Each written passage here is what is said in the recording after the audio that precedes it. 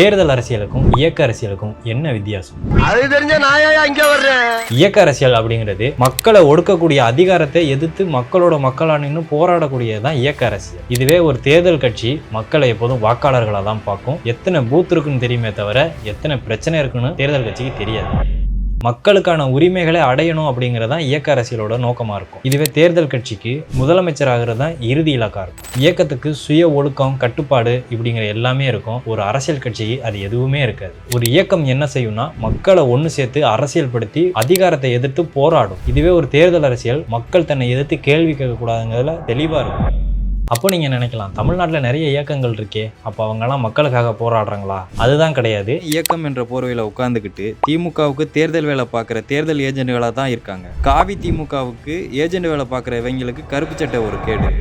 அப்போ உண்மையான இயக்க அரசியல் செய்யக்கூடியவங்க யாராவது இருக்காங்களா அப்படின்னு பார்த்தா இருக்காங்க. அது நாம் தமிழர் கட்சி. நாம் தமிழர் கட்சி தான் தேர்தல் அரசியலில் போட்டி போடுதே, அப்புறம் எப்படி அது இயக்க அரசியலா இருக்கும் அப்படின்னு உங்களுக்கு ஒரு கேள்வி வரலாம்.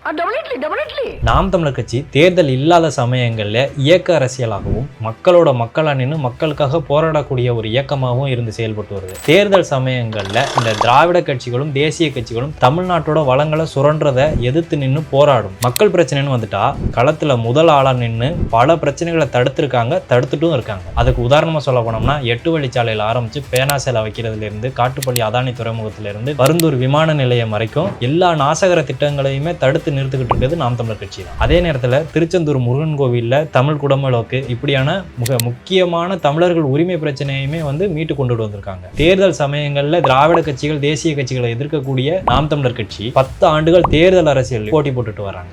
ஓட்டு எனக்கு எதுக்கு? வச்சுக்க, நீ எவனுக்கோ போடு. நான் பேசுறது புரிஞ்சா போ. மற்றவனுக்கு தேர்தல் வெற்றி வழக்கமான ஒன்று, எங்கள் வெற்றி வரலாற்றின் புரட்சி.